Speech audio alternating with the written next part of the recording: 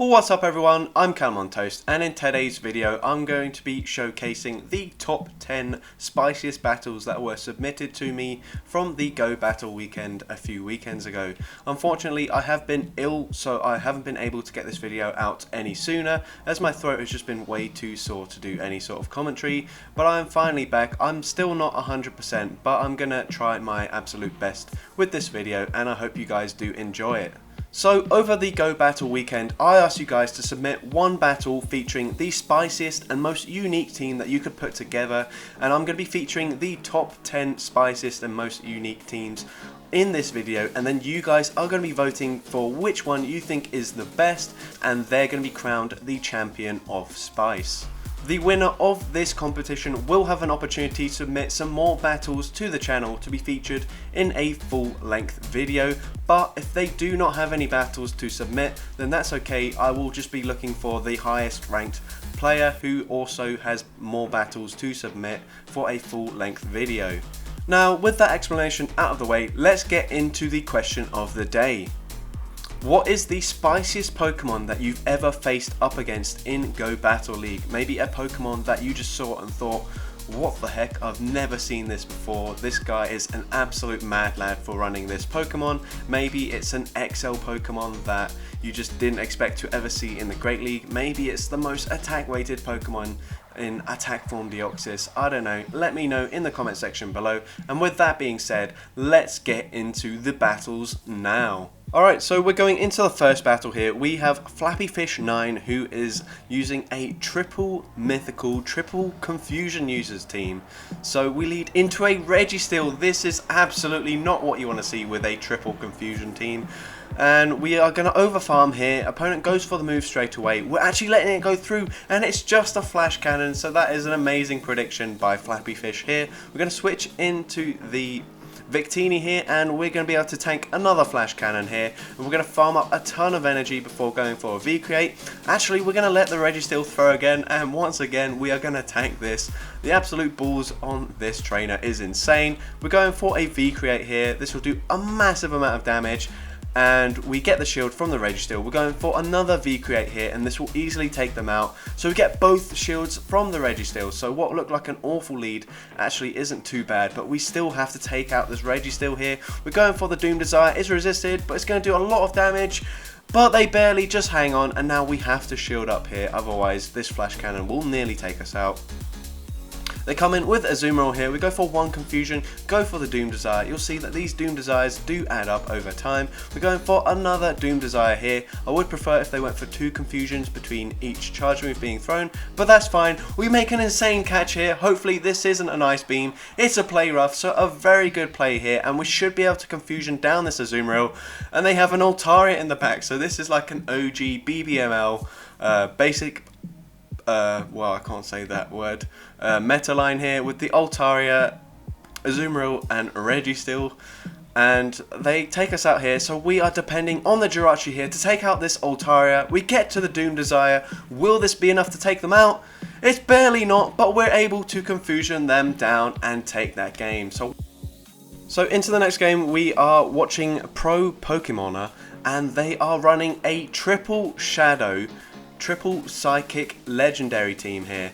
And not only that, but the two Pokemon in the back aren't even powered up. I think they're all single moved as well. So we go for the Sky Attack straight away up against this Nidoqueen, and they let it go through, which is really good. And now the opponent switches into Luxray, so we switch into the Shadow Latios here. We're going to shield this up. It should just be a Psychic Fangs, but unfortunately with such a low CP that probably would do a lot of damage here. We go for the Dragon Claw, we get a shield, and will we be able to Dragon Breath, farm them down? No, we're just barely not able to. Of course, if we were fully powered up, then we would have easily got that there. But oh well, that's just what we're running here. So they come back in with the Nidoqueen. We go for the Sky Attack straight away, and opponent lets it go through. They barely had any health left remaining, so good play by them. And then we're going to shield up this move here. They did go to 4, so it's probably a Power Whip, which it is. And now we're going to farm up a ton of energy, switch into a Charm Latias, and tank this move here. They go for the Thunder. Both moves are resisted. and we force them to throw another charge move here up against the Latias. Power Whip takes us out. We go for the Sky Attack straight away. We get the final shield, and can we get to the Sky Attack before they get to the last Power Whip? Yes, we can, and we're going to be able to take that game. So GG's there, really cool game. Into the next game, we are watching thrordobium. Sorry if I've butchered your name there, but it looked like it was just a bunch of letters, so... and we're leading Mr. Rime. We led into a Galarian Stunfisk, so we switch into a Fire Fang... What even is this thing called? Mightyena. We're going to shield this up here. It's just a Dragon Claw, so we probably would have tanked it, but we wouldn't be able to get to another move, so that's a good shield, and we should be able to get another shield from this Charizard here, which we do. Actually, that was the first shield. What am I talking about? We're going to let it go through at this point, and we're actually going to Fury Cutter down this Charizard with the Shadow Pinsir. They come in with the Galarian Stunfisk. If they don't shield this, it will do massive damage. Oh my god, it nearly takes them out, and we're going to shield this up. Opponents running Muddy Water on their Stunfisk. What the heck is going on? We confusion them down, and they have a Wigglytuff in the back, so we're going for an Icy Wind here to debuff the opponent's attack. We get the shield, and now we should be able to get to another Icy Wind here just before we go down, and we're able to reach it here. Does this KO? Yes, it does, and we take that game. Into the next game, and I'm sorry, but I'm just not going to even attempt to pronounce that. But we are running a triple glass cannon fire team here, and this is exactly the lead you want to see when you're running a team like this. Registeel has absolutely no chance here. They go for the Focus Blast, and we're going to be able to fully Fire Fang farm them down. And they come in with a Shadow Machamp, which is not ideal. We don't have a single answer to Machamp, but we do have a ton of energy on our Houndoom, so we're going to be able to get to a second crunch here. And we get both shields from the Machamp, so that is at least something. We're going to come in with the Shadow type Flosion here. We're going to shield this up, and hopefully we can get to the charge move before Machamp takes us out. But unfortunately, we're not able to. We tried to catch the move, but we're not able to do that either. A little bit of lag here. They go for the cross chop. They take us out. I come in with Arcanine. I don't know why I said I. This is definitely not me playing. We come in with the Arcanine. Go for the Wild Charge. Is this going to be enough to take out the Granbull? Yes, it is. Boom. We take him out. And we take out the Machamp here with the second Wild Charge. And we take that game. Into the next game, we are watching King Piria here, regular commenter on my channel, and we are running a Great League team in the Open Master League. What on earth? And we instantly switch there. We had a good lead, but we switch into the Alolan Sandslash here. And unfortunately, even though we have the type advantage here, we're not going to be able to take out this Sylveon, and hopefully we can at least get both shields. No, we only get one shield, but the opponent is lagging here, so we're able to get to a third Ice Punch, and still we don't get the second shield here, so we're not in a very good position. We're going to come in with the Togekiss here. I don't really see how we're going to be able to win this game. Okay, well that's how we're going to win it, because opponent lags, we're able to charm, farm them down. And I think the opponent is still lagging here. We come in with the Fire Fang Houndoom, and we're very much taking advantage of the opponent lagging here. And we're going to see what is in the back. And it is a Mewtwo. So yeah, of course we definitely wouldn't have won this game without the lag. But I know from trying a similar challenge before, like when you don't find the exact team that you're trying to win against, it gets very frustrating.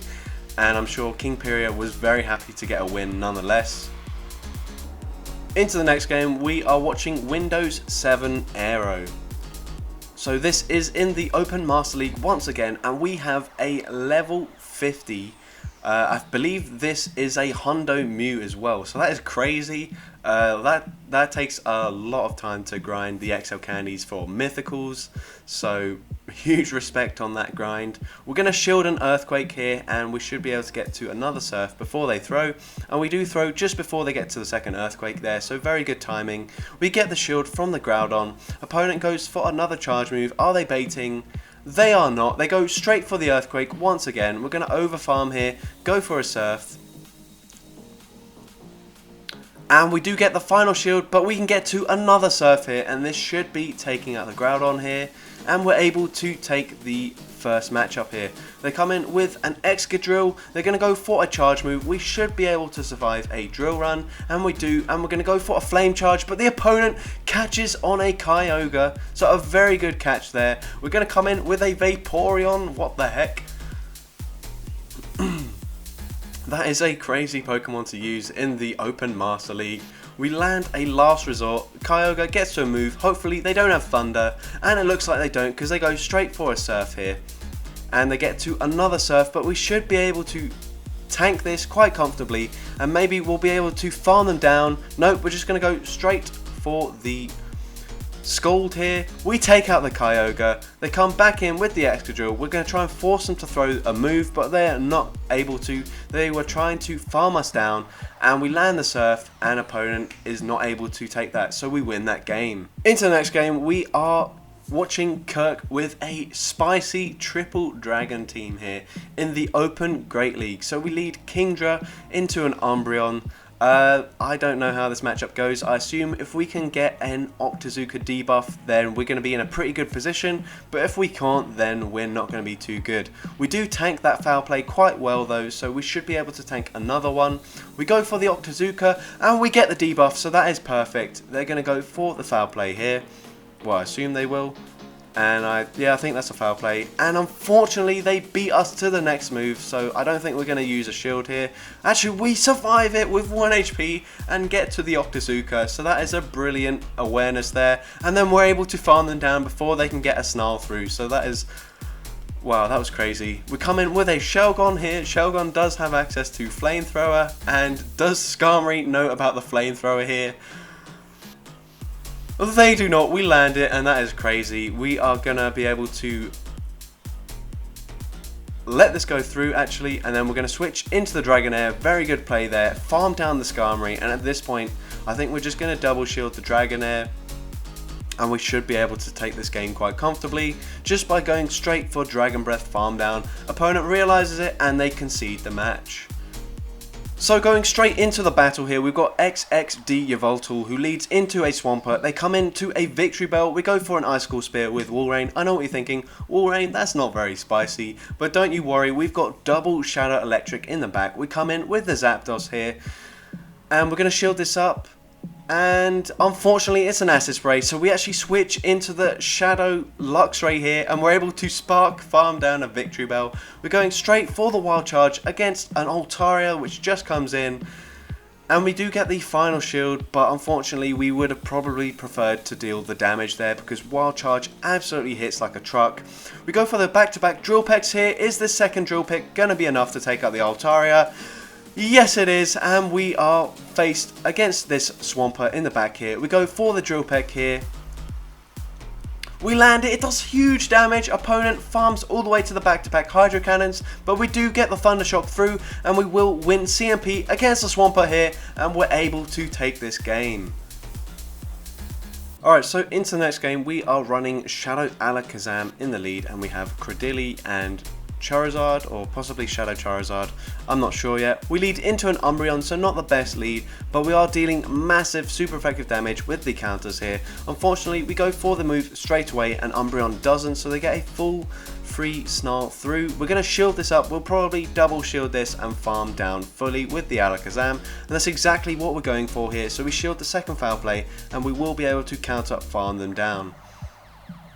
They come in with a Alolan Ninetales here, so we come in with the Cradily. They swap and they catch the Grass Knot onto a Shadow Granbull. So, what the heck, this is a double charm team here. We're going to go for another Grass Knot here up against the Granbull. And we nearly take them out, but unfortunately they're able to charm farm us down. We go for a counter farm down up against the Granbull. We're going for a Fire Punch up against the Alolan Ninetales. We're going to come in with the Shadow Charizard here. An opponent is going for the Weather Ball, most likely here. It lands, it does a lot of damage, but we survive it, and we survive one charm to go for the Blast Burn here. And we take out the Alolan Ninetales there. Now into the final battle, we are running a triple Ape theme team with Oranguru, Primeape and Vigoroth. Unfortunately, not the best lead, so we switch into Primeape, and we do not have Ice Punch on the Primeape. Opponent calls it, and they no shield that Night Slash, and unfortunately Sky Attack takes us out. So we're going to come back in with the Oranguru here, go for a full Confusion Farm Down. We're going to tank the Sky Attack here and go for a full Confusion Farm Down. Are we going to be able to get it? Yes we are, and we have the back-to-back foul plays loaded. They come back in with the Galarian Stunfisk here. We go for a foul play against the Stunfisk. We switch into Vigoroth, and we are going to have to start using shields at some point. We shield up, it's just a Rock Slide, which is unfortunate. They come in with the Wall Rain now, and so we are looking pretty good here, as Vigoroth is a pretty good counter to both Wall Rain and Galarian Stunfisk, especially since we're running the Brick Break here. Actually, in a matchup like this, where Brick Break is super effective and Body Slam is neutral, it's actually better to go for Body Slam, because Brick Break is such a rubbish move, and we do have Stab on the Body Slams. But it doesn't really matter, because Brick Break and Body Slam would both take out this Wall Rain from this range. And so we're going to come in here, go for the Brick Break up against this Galarian Stunfisk. It doesn't take them out, and it's a CMP tie there, so that is perfect. Remember, we still have the energy on the Oranguru. We go for one Confusion and then go for the foul play. I think that might have been an over tap there, but either way, we're able to take that game. So there you have it, those were the top 10 spiciest and most unique battles that were sent to me. Thank you to everyone that submitted their battles, because without them I wouldn't have been able to make this video. Now I'm going to be leaving down in a pinned comment a link to where you can vote for which team you thought was the spiciest and most unique, and that way we will be able to crown a champion of Spice from this video. So make sure you go and vote right now. So if you did enjoy today's video, make sure you leave a like, leave a comment, make sure you respond to the question of the day, and of course don't forget to vote so we can crown a champion of Spice from this video. And with that being said, thank you all so much for watching this video, and now let's get into the shoutouts from like 4 weeks ago, from the last time I did a question of the day. So just to remind you, since it's been so long, the question of the day was, excluding Community Day moves, what is the most underrated legacy move that a Pokemon can learn? And to start things off, we're going to be shouting out a fellow content creator in Ganetto here, who said Dragon Tail Gyarados, much more consistent than Dragon Breath, but people don't understand that. Best legacy ever, and I can tell you from watching his content, Dragon Tail Gyarados is absolutely insane and certainly puts in a lot more work than Dragon Breath, so that is a great choice there. Next we've got Loyal Lucario, who says previously they've tried running Stone Edge Blaziken in Ultra League and it worked pretty great, just one-shots flying and fire types, and I can tell you there's no better feeling than nuking a Pokemon when they are not expecting you to run a specific charge move, so I'm sure Stone Edge Blaziken is really good and certainly underrated. And finally we've got Roger here, who says Lick on Kanto Muck is amazing. This is one that I completely forgot about, but I remember ages and ages ago, I think Lick was quite cool on Kanto Muck for a Sylph tournament, but I don't really remember which tournament that was. But yeah, I can imagine Lick is pretty interesting on Kanto Muck, because opponents certainly wouldn't be expecting it, so I think that is definitely underrated, as I don't know anyone that's used an Elite TM to get it. So with that being said, thank you all once again for watching this video. If you did enjoy it and you want to see more like this in the future, then make sure you leave a comment letting me know. And with that being said, I hope you have a great rest of your day.